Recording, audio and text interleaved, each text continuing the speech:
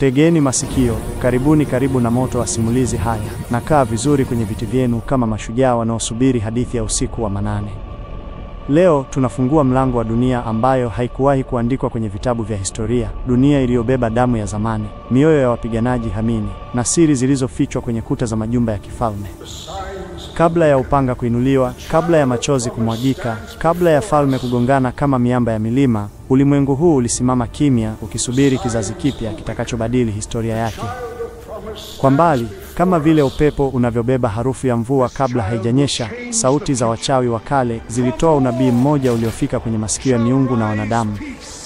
Kutazaliwa kijana atakayeleta nuru ambamo giza litajificha, atakayevunja chuki iliyokomaa kwenye mifupa ya mataifa, na kwa mapenzi au moto wake, dunia itaamka upya. Lakini hakuna aliyejua siku, hakuna aliyejua jina, wala upande ambao nuru hiyo ingetokea. Leo tunasimama kwenye ukingo wa hadithi hiyo, hadithi ya kijana aliyepitia minyororo na mioyo, binti wa kifalme aliyepigana dhidi ya damu yake mwenyewe, na wafalme wawili waliowahi kuapa kwamba mapanga yao hayatainama mbele ya mtu yeyote. Leo tunawasha mlango wa simulizi ambalo lilitikisa falme, simulizi lililoandikwa kwa damu, kuthibitishwa na machozi, na kushindiliwa na mapenzi ya watu wawili waliozaliwa kuwa maadui. Hivyo basi, kabla ya safari kuanza, na kukaribisha ujiunge na familia ya hadithi, subscribe channel ya Mjumbe Online, ili usipoteze hata pumzi moja ya simulizi ambazo zinawaka moto kama nafsi za mashujaa. Sasa kaa sawa, pumua kwa kina, funga fikra za dunia ya sasa, maana tunakwenda sehemu ambako dunia yote ilibadilika kwa jina la kijana mmoja tu. Karibu kwenye simulizi.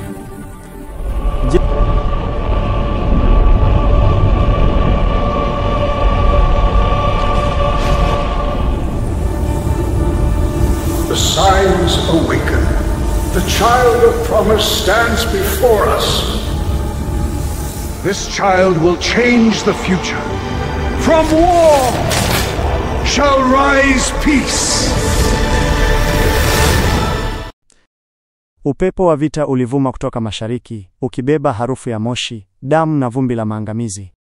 Majabali ya Almarion yalikuwa yanatetemeka chini ya sauti za ngoma za kivita. Ngoma za Dravon, falme ya jirani iliyojaa ukatili na tamaa ya kutawala dunia yote.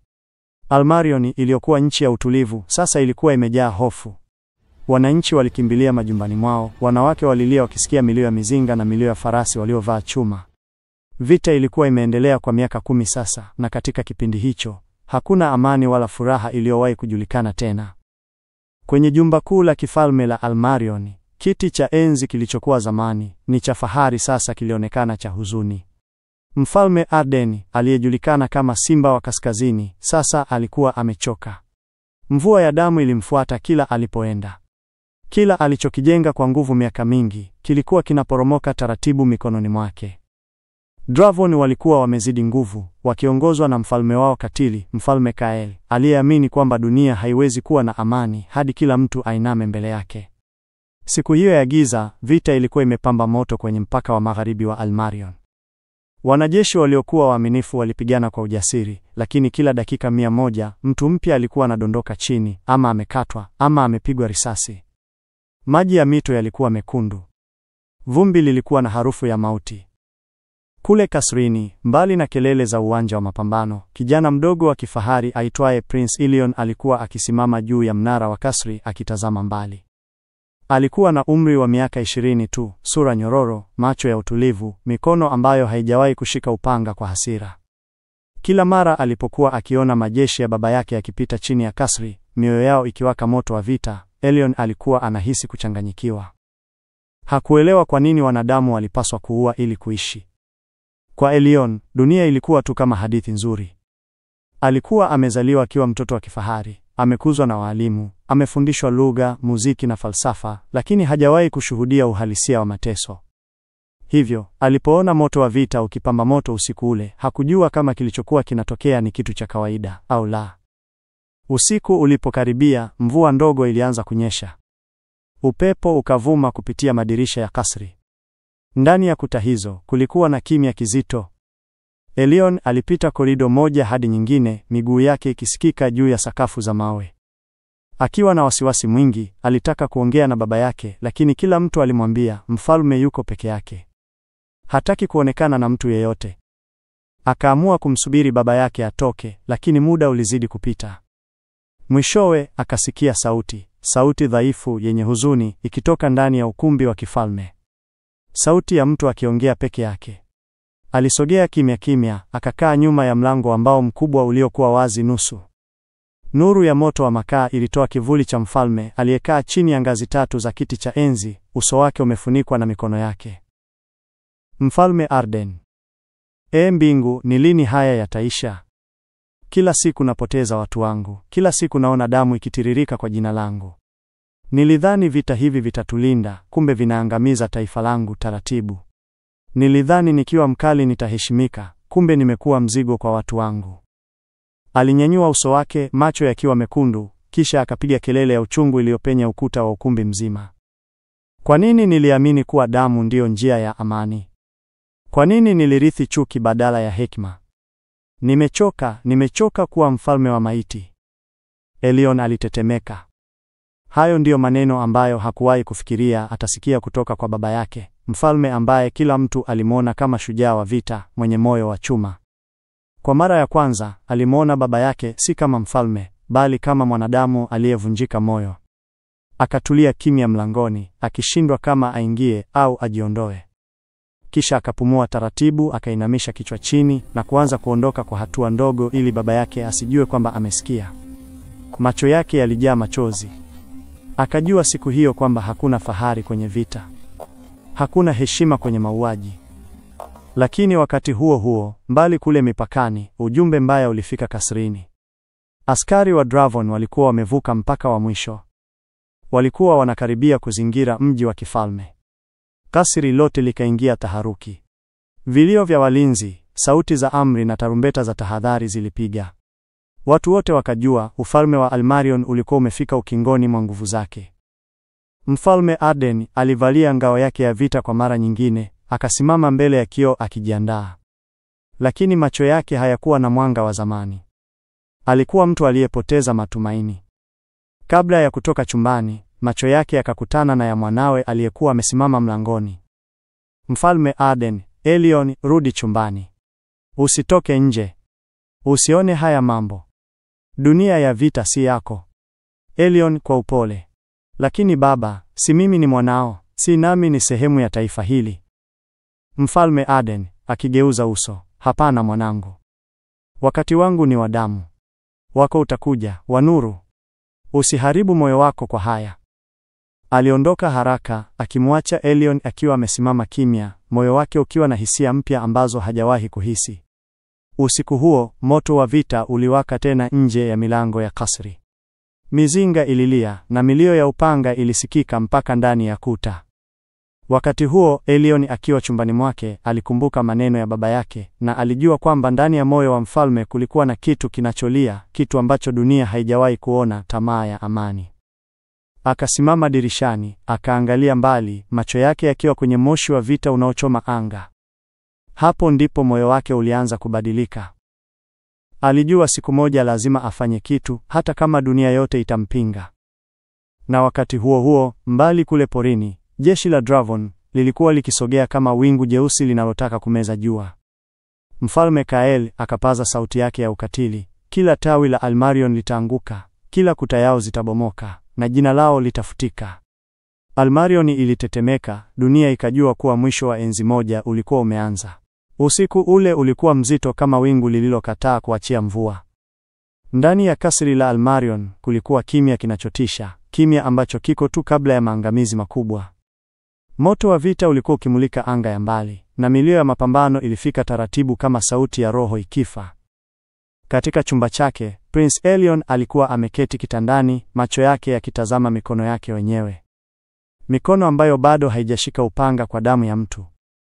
Alikumbuka macho ya baba yake, macho yenye huzuni iliyofichwa, na maneno aliyoyasikia usiku ule alipomsikiliza kwa siri. Hapo ndipo moyo wake ulihisi wito ambao haujawahi kumjia, kama si mimi, basi nani? Lakini hakuweza kuongea na mtu yeyote. Hakuweza kumpa baba yake maumivu mengine. Hakuweza hata kutoa maelezo. Akasimama kimya. Akaingia kwa haraka kwenye chumba cha mavazi, akavaa joho la kawaida la kijivu, vazi ambalo halikutambulisha cheo, wala utukufu, wala damu ya kifalme. Akaingia ndani ya njia ya siri iliyotumika na mababu zake wakati wa dharura za kale. Njia hiyo ilikuwa ya baridi, yenye unyevunyevu, na vumbi la miaka 300. Alitembea hatua baada ya hatua, moyo wake ukipiga kama ngoma ya vita. Hakuna aliyejua alipotoka. Hakuna aliyeona kivuli chake. Hakuna aliyejisikia kwamba mwana wa mfalme alikuwa anatoweka kupitia giza.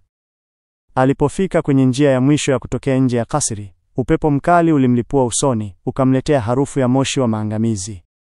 Katika mbali, aliona moto ukiwaka. Jeshi la Dravon lilikuwa karibu zaidi kuliko walinzi walivyofahamu. Alipiga hudi ya joho lake juu ya kichwa, akavuta pumzi ndefu, na akatoka kwenye milango ya mwisho ya siri ya kifalme. Hakutazama nyuma hata mara moja. Ilikuwa kama vile angeanguka akigeuka. Safari yake ilianza. Alitembea kupitia misitu yenye giza, maeneo yenye miiba, mabonde yaliyotelekezwa na vita. Mara kwa mara aliona miili ya wanajeshi waliouawa siku za nyuma, wengine wa taifa lake, wengine wa adui. Wote wakiwa wamelala kimya, kana kwamba walikuwa wamelala usingizi wa kulazimishwa. Elion alitetemeka, lakini hakurudi. Siku moja baadaye, akiwa amechoka, amepitia njaa na mvua, alifika kwenye ardhi za mpakani. Ardhi ambazo hazikuwahi kuwa na amani kwa miaka mingi. Hapo ndipo kikosi cha doria cha Dravon kilimkuta. Walinzi hawa walivaa ngozi za wanyama, nyuso zao zilikuwa zimepakwa rangi nyeusi ya kivita.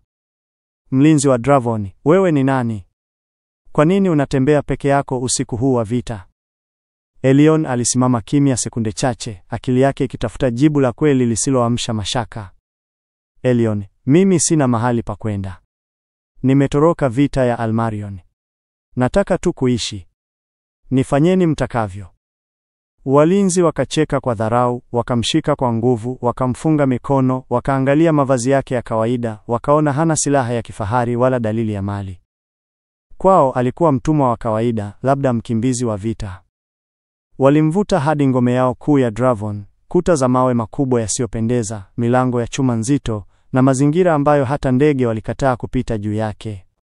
Walipomfikisha ukumbini, walimtupa chini ya sakafu ya mawe mbele ya kiti cha enzi cha mfalme wao. Ukumbi ulikuwa mrefu, wenye nguzo za chuma, moto mkubwa ukiteketea nyuma ya kiti cha mfalme. Hapo alisimama Mfalme Kael, mrefu, mwenye mwili mkubwa, macho makali kama ya mbwa mwitu. Alimtazama Elion kana kwamba alikuwa mnyama mdogo aliyekamatwa msituni. Mfalme Kael, hivi unafikiri Dravon ni nyumba ya mayatima? Unakuja hapa kama mlamba miguu? Wewe ni nani? Elion alinyamaza. Hakuwa na cha kusema zaidi ya ukweli wake mdogo. Elion, mimi si mtu muhimu, nimepoteza kila kitu. Mfalme Kael alicheka kwa sauti ya dharau. Kael, sio mtu muhimu. Kwa hiyo huna thamani.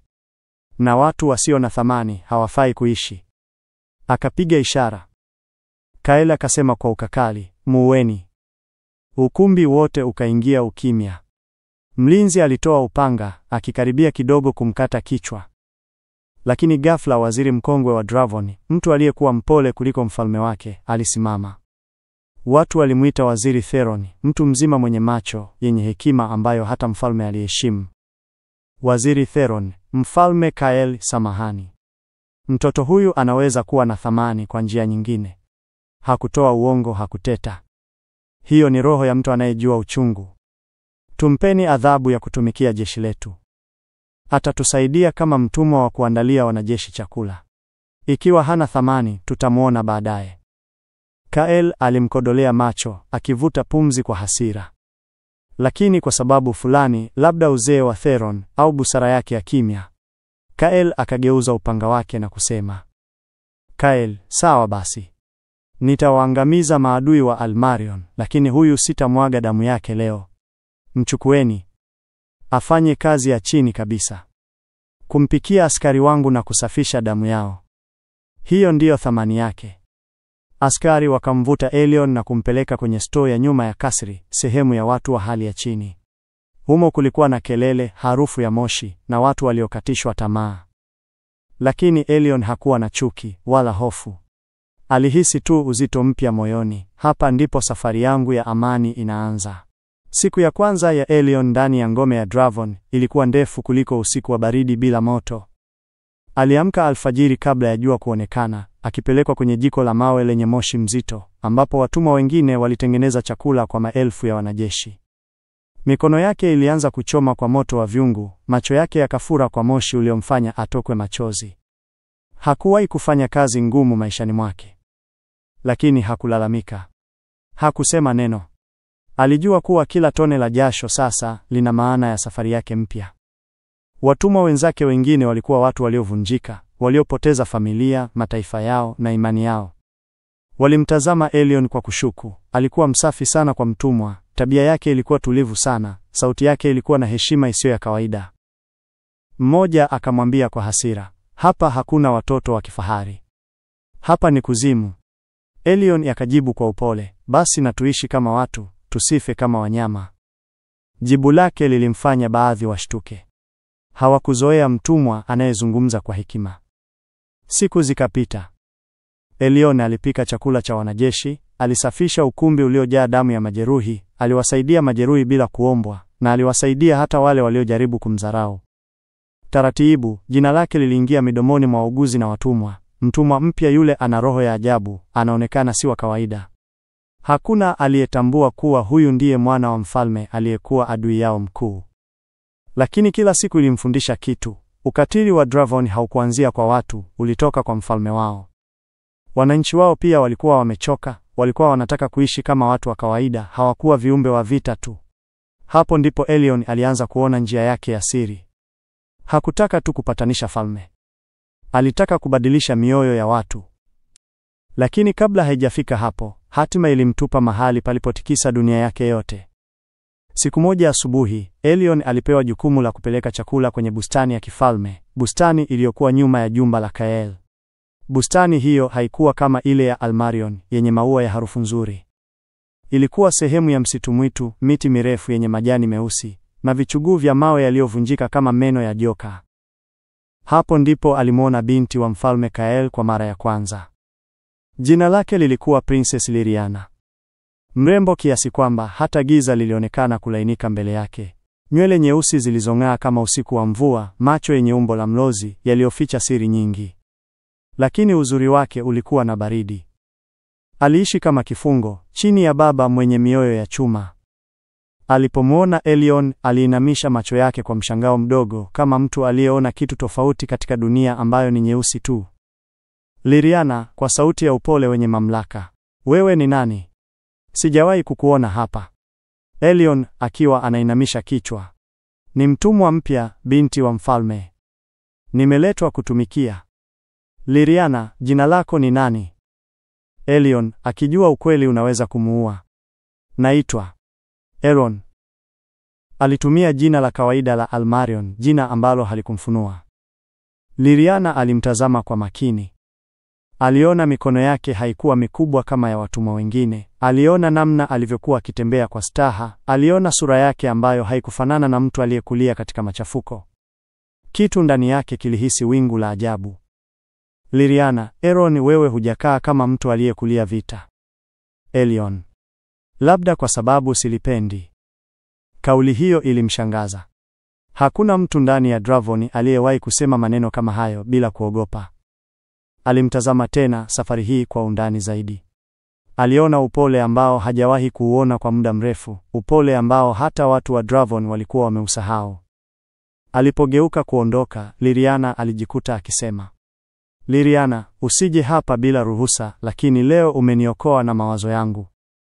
Elion hakujibu. Lakini moyo wake ulipiga kwa nguvu, si kwa mapenzi, bali kwa hatari. Hakujua kama alikuwa amemvutia binti wa adui, au kama ameonwa kama tishio. Lakini habari zilifika kwa mfalme. Mmoja wa walinzi alimwona Liriana akizungumza na mtumwa mpya. Akamwambia mfalme wake, Kael. Na Kael hakupenda mtu yeyote kuwa karibu na binti yake, hasa mtu asiyejulikana. Siku hiyo jioni, Elion aliporudishwa jikoni, misuli ya mgongo wake ikiumia kwa kazi ngumu, waliingia walinzi wawili wakubwa. "Mlinzi, mtumwa Eron, mfalme anakuita." Ukumbi wa kifalme ulikuwa na moto mkali uliowaka nyuma ya kiti cha Kael, ukitoa kiza kinachotisha. Elion alisimamishwa katikati, walinzi wakishika mikuki. Mfalme Kael, kwa sauti ya kutisha, nimeambiwa kuwa umeongea na binti yangu. Unafikiri wewe ni nani? Elion alijua kosa ndogo tu lingeweza kumgharimu maisha. Elion kwa utulivu, nilikuwa tu nikileta chakula. Sikukusudia chochote. Kael alisimama. Alikuwa mkubwa kama mlima mdogo, akimkazia macho mpaka kijana akahisi kama moyo wake unapaswa kusimama. Kael, binti yangu ni princess. Wewe ni taka. Ukimwangalia tena, nitafungua koo lako. Ukumbi ukanyamaza. Lakini ndani ya macho ya mfalme kulionekana kushangaa kidogo. Kijana huyu hakutetemeka kama watumwa wengine. Siku zikipita, jambo la ajabu likaanza kutokea. Watu wa chini walimpenda Elion. Wagonjwa walipona haraka alipowasaidia. Watoto wa watumwa walimfuata kila alipokwenda, wakimuita kaka. Na Princess Liriana alianza kumuona kwa siri zaidi, bila mfalme kujua. Hii ilizua kitu hatari. Mfalme Kael alianza kumchukia Elion bila sababu ya moja kwa moja. Kwa macho yake, kijana yule alikuwa tishio. Tishio ambalo hajui bado lina uwezo wa kubadilisha historia ya falme mbili. Lakini Elion alikaa kimya. Alihakikisha hakuna anayejua siri yake. Hakuna anayejua kuwa hutoka katika damu ya kifalme. Hakuna anayejua kuwa amekuja pale kwa hekima ya ndani, si kwa uoga. Ndani ya moyo wake, alianza kujua kitu. Usiku ulipata uzito mwingine ndani ya jumba la kifalme la Almarion. Taa zilizowaka kwa mafuta ya maua zilionekana kama mishale ya huzuni ikitetemeka ukutani. Watu hawakupumua vizuri, watumishi walitembea kwa kimya kama ardhi yenye maumivu, na hewa ilibeba harufu ya kitu kilichopotea. Elion alikuwa hayupo. Na hakuna mtu aliyejua alipokwenda. Siku ya kwanza alipokosekana, walidhani amelala sehemu nyingine, au alikuwa amechukua upepo wa usiku. Siku ya pili, mtumishi mmoja alikimbia hadi ukumbi wa kifalme, akisema kwa hofu, "Mfalme, chumba cha mwana wenu hakijaguswa tangu jana usiku." Ndipo kitu kikapasuka ndani ya mfalme Aderon. Hofu ambayo hajawahi kuhisi tangu kijana wake azaliwe. Katika ukumbi mkubwa, ngao zilining'inia ukutani kama mashahidi wa kila ushindi wa Almarion. Lakini sasa ukumbi ulikuwa kama kaburi kubwa la mawazo mabaya. Mfalme Aderon alisimama katikati, amevaa joho lake jeusi la vita, akitazama kila mlinzi na kila mkuu wa majeshi yake kwa macho yaliyovimba kwa usingizi uliokosa furaha. Mfalme Aderon, kwa sauti iliyopasuka, "Mwana wangu amepotea. Hii si habari tu, hii ni pigo kwa moyo wangu, na pigo kwa taifa hili. Kamwe sitakubali damu yangu ipotee kama moshi. Tutamtafuta hai au..." Sauti yake ikakatika hapo, ikamezwa na maumivu. Mkuu wa walinzi akapiga goti. "Tutaelekea milimani, mabondeni, vijiji vya mbali hadi mipaka ya Dravon." Aderon akapiga hatua moja mbele. Hiyo hatua ilifanya ukumbi mzima utetemeke. "Mfalme Aderon, laana imewapata wanaume wangu wote kama hawatarudi na habari za mwanangu. Sitaki uvumi, nataka ukweli. Nendeni. Nendeni sasa." Mlio wa miguu ya askari ulitikisa jumba zima. Vikundi 5 vya askari bora walitoka kuelekea pande tofauti za ufalme. Baridi ikawa kali usiku huo, kana kwamba anga lenyewe lilijua kuna kitu kibaya kimetokea. Lakini siku zikasonga. 1, 2, 7. Hadi miezi 2 ikapita. Kila kundi lilirudi na mabega yaliyoinama. Mara ya kwanza walimwambia mfalme, "Hatukumpata." Mfalme alikataa kusikia hayo. Alituma makundi mengine. Aliamrisha ifanyike hadi uchunguzi wa wachawi, wakusanye ishara za upepo, wafuate nyota. Lakini majibu yalikuwa yale yale. Siku moja jioni, kundi lilokwenda mbali zaidi katika misitu mikubwa lilirejea. Ilisemekana walikuwa wamepita karibu na mipaka ya Dravon, sehemu ambayo hakuna raia wa Almarion aliyewahi kuweka mguu bila kifo. Walirudi wakiwa wameshika panga zao kwa uzito, si kwa vita, bali kwa huzuni. Waliposimama mbele ya mfalme, ukumbi ukawa kimya kama kaburi. Mkuu wao akapiga goti, akainamisha kichwa kabisa mpaka paji kugusa sakafu. "Mkuu wa msafara, mfalme, tumepita katika vijiji vyote, Tumekutana na watu wa porini, wavuvi, wachungaji. Hakuna aliyeona kijana mfalme. Tumefika hata kwenye ardhi iliyo karibu na Dravon, hakuna hata alama ya viatu. Mfalme wetu, tunaogopa kusema haya. Mfalme Aderon akapumua kwa nguvu, mapigo ya moyo yakimuuma kwenye kifua. Mkuu wa msafara, kwa sauti ndogo, kuna uwezekano aliuawa na watu wa Dravon, au mwili wake umechukuliwa na wanyama wa porini. Kilio cha ndani cha mfalme hakikusikika, lakini nguvu yake ya kusimama ilionyesha wazi kilikuwa kikubwa kiasi gani. Kichwa chake kilishtuka nyuma kwa uchungu mkali, kama panga lililopiga moyo wake. Askari wote waliangalia chini. Hakuna aliyeweza kumtazama usoni. Kiti cha enzi kilimwangalia kama rafiki anayetaka kumkumbatia, lakini hakutaka kukaa, angekirimia machozi mbele ya wote. Aligeuka na kutembea kuelekea ukumbi wake binafsi, zile ngao na upanga za mababu zake zikimtazama kwa ukimya mzito. Akiwa amefika mlangoni, alisimama, akasema kwa sauti yenye majeraha ambayo historia ya Almarion haikuwahi kuisikia. Damu yangu imepotea. Mwana wangu, Elion aliyepewa hekima ya mababu, ameondoka duniani kabla hata siku yake kufika. Ikiwa kweli ameuawa na Dravon, basi kiapo changu ni hiki. Alinyanyua mkono juu. Sitaacha vita hadi damu ya mwisho ya Almarion itakapolipiza hii hasara. Lakini ndani ya moyo wake, mbali na maneno hayo ya hasira, kulikuwa sauti ndogo ambayo aliwahi kuisikia usiku ule Elion alipolia kwa siri. Vita vitakoma lini? Ni kwa nini watu wangu wanakufa? Maneno ya mwanawe yakawa kama sumu na dawa kwa wakati mmoja. Alijificha ndani ya chumba chake, akapiga magoti kwenye sakafu ya mawe, machozi yakamwagika kimya. Mlinzi mmoja aliyesimama mlangoni aliweza kusikia sauti za kunong'ona, sauti ya mfalme ambaye hakuwahi kulia mbele za watu. Elioni mwanangu, ningeutoa ufalme huu wote uokoke. Lakini sasa aliamini ameshapoteza. Alijua hakuna aliyerudi kutoka mikononi mwa Dravon akiwa hai. Na Almarion nzima iliamini hivyo. Bendera za huzuni zikawekwa, nyimbo za heshima zikaanza kuandaliwa, na kwa mara ya kwanza katika historia, ufalme ulijiandaa kumwomboleza mwana wa mfalme ambaye mwili wake haukupatikana. Siku zilianza kukimbia kama upepo unaopiga juu ya milima ya Dravon. Elion hakujua kama alikuwa mtumwa, mfungwa, au mjumbe wa hatima. Kila alfajiri alikunywa maji baridi ya chemchemi na kuanza kazi, na kila jioni aliondoka jiko akiwa na moshi usoni, lakini macho yake yakionyesha kitu kipya, kufahamu watu wa Dravon.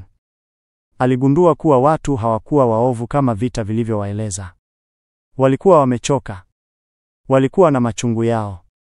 Walikuwa tu wamenaswa na ukatili wa mfalme wao. Alianza kuzungumza na wagonjwa.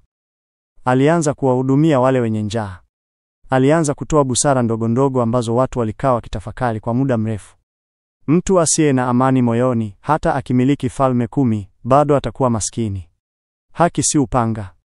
Haki ni moyo unaotambua thamani ya roho nyingine. Maneno yake yalienea kama cheche ya moto kwenye majani makavu. Watu wakaanza kumuita mtumwa mwenye hekima ya zamani. Lakini hakujua kuwa msemo mmoja unaweza kufika sikioni pa mtu ambaye asingepaswa kulisikia. Liriana, binti wa mfalme Kaeli, alianza kumtafuta kimya kimya. Kila alipohitaji utulivu, kila alipohisi dunia ya Dravon inamziba pumzi, alienda bustanini, na kama bahati ya hatima, aliwakuta wanafunzi wa Elion wakimwambia hadithi, wakisikiliza maneno yake kama maneno ya mtabiri. Lakini macho yao yalipoona Princess, walinyamaza ghafla na kutawanyika. Liriana akamkaribia Elion. Liriana, huwa unazungumza na watu kwa namna ambayo sikuwahi kuiona hapa. Elion akainama. Ninaongea nao kama watu. Liriana, ninapenda hilo. Dravon imezoea kupigiwa kelele. Sijui ni lini tulisahau kuwa sisi bado ni wanadamu. Kwa mara ya kwanza, Elion aliona kitu machoni mwa Liriana. Huzuni, upweke, kiu ya dunia tofauti na ile aliyolelewa ndani yake. Kadri wiki zilivyopita, walizungumza mara nyingi zaidi. Mara nyingine bila kutumiana maneno, macho yao yalisema mengi. Upole ulianza kuota mbegu. Hofu ilianza kuyeyuka. Lakini adui wa upole ni ukweli, na ukweli ulikuwa moto uliotaka kuchoma kila walichoficha. Elion alikuwa mtoto wa mfalme adui. Liriana alikuwa binti wa mfalme katili, ambaye angeua mtu kwa kosa la kutamka tu jina la Elion. Mfalme Kaeli hakuwa mjinga. Alianza kuona mabadiliko ndani ya watu wake. Tabia ya wanajeshi badala ya woga ilikuwa upole. Watumwa badala ya kukata tamaa walikuwa na matumaini. Hata baadhi ya wakuu wa kivita walizungumza juu ya hekima ya kijana mpya jikoni. Kael akawa anafuatilia kwa siri. Akamwona Elion akitunza majeruhi. Akamwona akizuia ugomvi wa watumwa wawili. Akamwona akimsaidia mtoto aliyedondoka. Na kitu kilichoonekana kuwa kigeni kikaanza kumuuma. Uvutano. Heshima isiyo ya kupanga. Katika usiku mrefu wa baridi, Kael alikaa peke yake na upanga wake wa vita, akijiuliza, kwa nini kijana huyu hana hofu? Kwa nini anaonekana kama anajua zaidi ya alivyopaswa? Kwa nini binti yangu anamtazama hivyo? Jelazi ilimshika kwanza. Kisha hofu. Kisha maswali ambayo alitaka kuyakata kichwa, lakini aliyaacha yawe sumu inayomchoma. Jioni moja, alipomwita Elion mbele ya baraza lake, wajumbe wote walinyamaza. Kael, nimeambiwa unatoa maneno yanayowafanya watu wangu kufikiria. Hapa tunatii, hatufikiri. Elion kwa utulivu, mfalme, mawazo hayavunji amri. Yanaunda matumaini. Kael, na matumaini yanaua uaminifu. Elion, au yanajenga taifa. Wajumbe wakashtuka. Mtumwa amemjibu mfalme? Kama sivyo, alikuwa ameomba kifo. Lakini Kael hakutoa amri ya kumchinja. Alimwangalia tu, akajiona kama akisoma uso wa mtu ambaye hajui anatoka wapi. Mambo yalipochacha zaidi, Liriana hakuficha hisia zake tena. Hakumgusa Elion, lakini hangeweza kuacha kumtazama. Siku moja akiwa peke yake bustanini, alisema, Aaron, kama ningekuwa na dunia yangu binafsi, ningekuchagua wewe. Malaika wanafanana nawe, lakini ninyi mnaumia kwa watu. Elion akatikiswa moyoni. Hakuwa amekuja kwa mapenzi. Alikuja kwa amani. Lakini mapenzi mara nyingi hutokea pale ambapo amani inataka nafasi ya kupumua. Watu walianza kuuliza, kijana huyu ametoka wapi? Kwa nini anaongea kama aliyetoka katika nyumba ya viongozi? Kwa nini anakanyaga kama mtu aliyefundishwa upanga lakini anavaa kama mtumwa? Walinzi wawili walimpelekea mfalme taarifa za siri kwamba kijana huyo anaweza kuwa mpelelezi. Kael akawafukuza kwa hasira, lakini moyoni mwake alijua kitu, Aaron hakuwa kawaida. Siku moja, akiwa juu ya mnara wa jumba lake, alimtazama kijana huyo akitembea ndani ya ua la watumwa. Kael akasema chini ya pumzi yake, kijana, nitagundua siri yako. Na nikigundua unahusiana na Almarion. Hakumalizia. Lakini dunia yote ya Dravon ilijua, Kael akipata siri hiyo, damu ingemwagika. Kadri siku zilivyopita, Elion alianza kuongea na wanajeshi wachache wa Dravon. Hakufanya hivi kama mtumwa, bali kama rafiki. Alifundisha mtazamo tofauti. Amani ni ushindi ambao hauhitaji kuhesabu maiti. Nchi yenye utulivu ni nchi yenye nguvu kuliko taifa la vita zisizoisha. Wanajeshi wakaanza kufikiri. Wakanong'ona. Wakaamini kidogo. Hii ilikuwa hatari. Hii ilikuwa mwanzo wa mapinduzi ya kimya. Lakini hilo halikuwa jambo pekee lililokuwa linakuja. Siku moja, wakati Liriana na Elion wakiongea kwenye kivuli cha mti wa mawe meusi, mlinzi mmoja aliwaona. Alikimbia hadi kwa Kael bila kupumua. Mfalme, Princess anaongea na yule kijana tena. Kael aliposikia hivyo, uso wake ukageuka kama moto wa kuzimu. Hasira ya mfalme ikaungana na wivu wa baba. Na siku hiyo, kwa mara ya kwanza katika miezi mingi, Kael alitoa amri ambayo ingeweza kugeuza dunia yote. Mlete kwangu. Leo nahitaji kujua huyu kijana ni nani.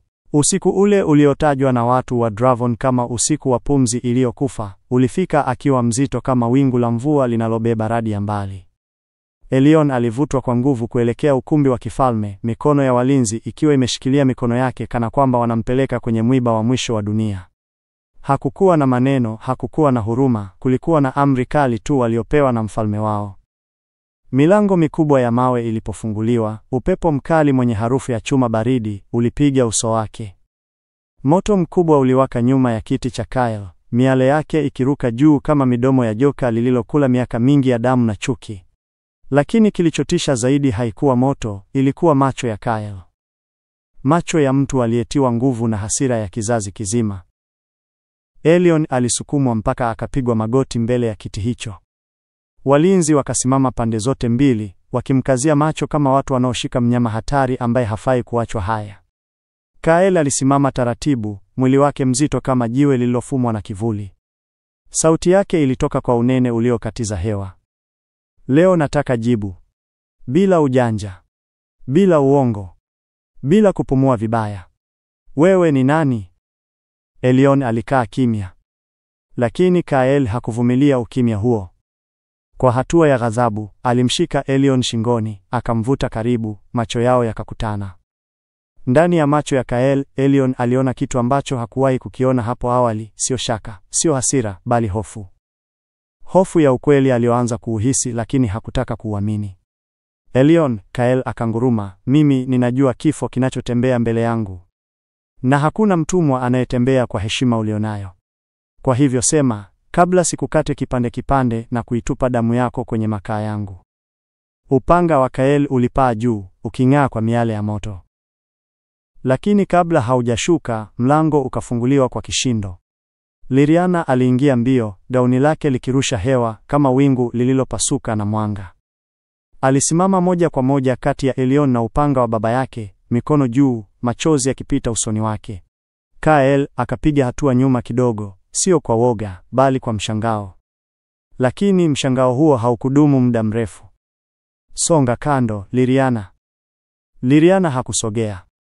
Sauti yake ilitetemeka, lakini ilibaki kuwa ya ujasiri. Kijana huyu si adui. Si mhalifu. Si tishio unaloliona. Kael akafumba macho kwa hasira. Unafanya kosa kubwa, Liriana. Kila tone la damu ya taifa letu linaniambia asili yake si safi. Liriana akamgeukia Elyon, macho yake yakimwita aseme ukweli. Elyon, sema. Sema sasa. Nataka kusikia kutoka kwako. Elyon akapumua kwa kina. Alijua ukimya ungeua. Alijua kusema ukweli pia kunaweza kuua. Lakini aliuchagua ukweli. Sijaitwa Aaron, alisema kwa sauti tulivu. Jina langu ni Elyon, mwana wa mfalme Aldric wa Almarion. Kael aligandishwa pale alipokuwa, kama mtu aliyepigwa na radi kimya kimya. Ukumbi mzima ukafunikwa na ukimya mzito. Walinzi walitetemeka. Moto ukapungua kelele.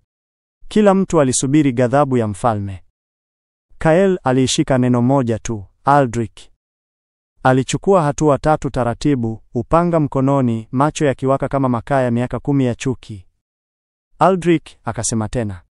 Kwa hivyo nimekuwa nikimlisha, nikimpa maji, nikimvumilia mtoto wa adui yangu mkuu. Alimwangalia Elyon kana kwamba anamuona kwa mara ya kwanza. Mwana wa mtu aliyeua ndugu zangu. Alipumua kwa nguvu. Mwana wa mtu aliyevichoma vijiji vyetu miaka ya nyuma. Dakika ikawa nzito. Mwana wa mtu aliyenifanya niwe mfalme wa nchi iliyojaa majeraha. Macho ya Kael yakawa meusi. Na wewe ulikuwa hapa, ukitazama haya yote ukijifanya mtumwa. Liriana alifikiri angerudi kuwa baba. Hakujua angegeuka kuwa radi. Baba, aliita. Kael akapiga kelele ya hasira iliyosikika mpaka nje ya jumba. Upanga wake ukainua juu ya kichwa cha Elyon. Kijana huyu ni tishio, la leo, la kesho, na la vizazi vijavyo. Ni damu ya adui aliyeapa kunimaliza. Liriana akalia, akijaribu kusogea mbele, lakini Kael akainua mkono wake na walinzi wote wakasimama kumzuia. Usijaribu tena, Liriana. Huyu si mtu wako. Huyu si rafiki yako. Huyu ni mtoto wa chuki. Kael akamgeukia Elyon tena, akasema kwa sauti ya baridi kuliko barafu ya milima. Kesho nitatoa hukumu yako. Na nataka utuone kama tunaweza kuamini damu ya adui kuishi ndani ya ukuta zetu.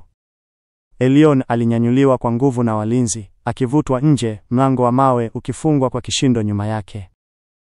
Usiku ule uliofuata haukuwa usiku wa kawaida ndani ya Dravon. Ulikuwa usiku mzito, wenye kimya kilichobaki baada ya radi kupiga. Watu wote walijua kulikuwa na mgonjwa mpya wa dunia, mgonjwa aliyeitwa ukweli, na ukweli huo ulikuwa Elyon, mtoto wa adui wa taifa. Tangu alipojulikana hadharani, kila mtumwa, kila mlinzi, kila mwananchi alizungumza juu yake chini kwa chini kama moshi unaoingia kwenye nyumba bila kuonekana. Lakini hakuna aliyekuwa na mawazo mazito kama Liriana. Usiku uliopita, alikesha macho yote yakimtazama Elion kupitia dirisha la jumba la kifalme. Hakuamini kwamba baada ya siku za mateso, walikaribia siku ya hukumu, siku ambayo baba yake angeamua kumkubali Elion au kuamuru kichwa chake kitenganishwe na mwili wake. Sasa kulikuwa na ukimya wa maumivu, ukimya wa hofu, ukimya wa kusubiri hatima. Asubuhi ile, milango ya chuma ilifunguliwa kwa sauti nzito. Elion, mlinzi alisema kwa baritone iliyojaa hofu, mfalme anakuita. Maneno hayo yakamkata Elion kama kisu. Hakuna mtu aliyeitwa kwa Kahel peke yake, na akarudi akiwa mtu yule yule. Alitembea kwa utulivu wa mtu anayekubali hatima yake, lakini ndani ya kijana huyo kulikuwa na woga ambao hata vita havikuweza kuunyamazisha. Liriana alimfuata hadi mlangoni. Elion, usiache hofu ikubebe, alimnong'oneza akimshika mkono. Baba yangu bado ni mlima mgumu, lakini anaweza kubadilika. Elion alitabasamu kidogo, tabasamu la mtu anayejua anaweza asione jua tena. Kama nitakufa leo, alisema kwa upole, nitakufa nikiwa nimekuona. Akatembea ndani ya ukumbi. Ukumbi wa Kahel ulikuwa baridi, kimya na wenye makaa makubwa ya moto nyuma ya kiti cha mfalme. Moshi mwembamba ulipaa juu, ukifanana na roho zilizopotea vitani. Kahel alikaa kimya dakika nzima, akimtazama Elion kama anajaribu kuona ndani ya moyo wake. Hatimaye alizungumza. Kwa nini hukuniambia ukweli tangu mwanzo? Sauti yake ilikuwa nzito kama ardhi ikipasuka. Elion alijibu kwa utulivu. Kwa sababu nilikuja hapa si kama mwana wa mfalme, bali kama mtu aliyepoteza dunia yake. Kahel hakupendezwa. Akasimama. Kwa nini ulikuwa tayari kufa bila kutaja ukoo wako? Unajua thamani yako kama mateka. Ungeweza kuhitimisha vita kwa upande wako.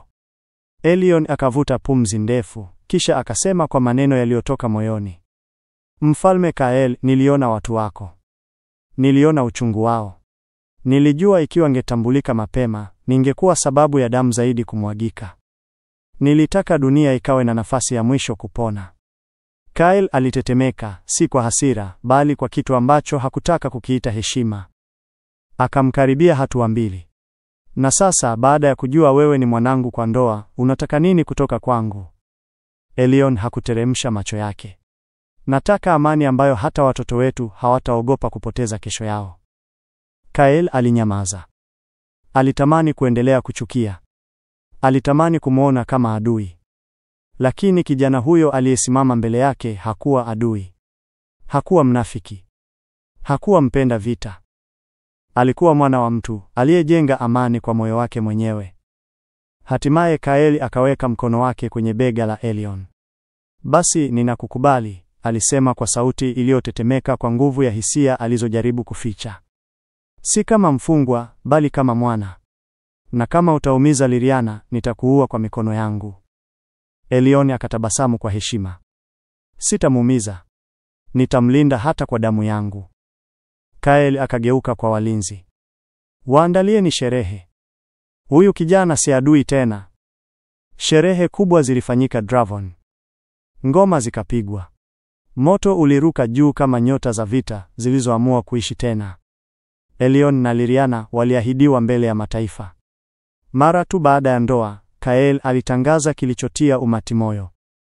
Msafara wa Dravon utaenda Almarion. Si kuua, bali kuonyesha tumepata amani ya kwanza ya kweli. Msafara wa Dravon ulienda kama mawimbi makubwa ya chuma yanayotembea ardhini. Bendera nyekundu zikipepea, ngoma kubwa zikibisha, na Kahel akiwa mbele kama simba wa enzi. Lakini ndani ya Almarion mambo hayakuwa mazuri. Mfalme Aldrich alipopokea taarifa kuwa Dravon inakuja na majeshi yake, moyo wake ulihama kutoka hofu kwenda hasira. Huu ni uvamizi, alisema, wanakuja kunimaliza. Mishale, makombora na askari wakapangwa. Lakini ghafla, tarumbeta ya amani ikalia nje ya ngome. Askari akakimbia kwa nguvu. Mfalme, msafara wa kifalme, na mbele kabisa tunamuona mtu anayefanana na. Sema! Aldrich akagonga kiti cha enzi. Askari akalia. Tunamuona Elion. Aldrich alitetemeka, akapanda ukuta kwa nguvu. Alipoona msafara, macho yake yalifurika machozi. Na alipomwona Elion akiwa hai, akiwa amevaa mavazi ya kifalme ya Dravon, akiwa amemshika mkono wa Liriana, kilio kilipasua ulimwengu wake. Elion alipanda ngazi kwa kasi, na kabla hata hawajagusana vizuri, Aldrich alimkumbatia kwa nguvu ya dunia nzima. Kyle akawasogelea. Aldrich na Kyle wakakutana macho kwa mara ya kwanza bila upanga kati yao. Kyle akasema, tumekuja si kuua, bali kuanzisha historia mpya. Aldrich akalia tena, machozi ya kupoteza, kupata na kusamehe. Na hivyo, siku iliyopaswa kuwa vita ikawa siku ambayo dunia nzima ilibadilisha pumzi yake. Kama umependa story hii kutoka Mjumbe Online, tafadhali subscribe kwenye channel hii kwa story mpya zinazoendelea. Kuendea story zetu ni funzo kwa dunia ya sasa. Kila simulizi lina ujumbe wake. Na kumbuka, Mjumbe Online ni number 1. Unanipenda kweli? Ndio. Nakupenda kweli. Basi kama unanipenda, nenda YouTube subscribe channel ya Mjumbe Online. Your Majesty, I propose we form a council dedicated to preserving our history.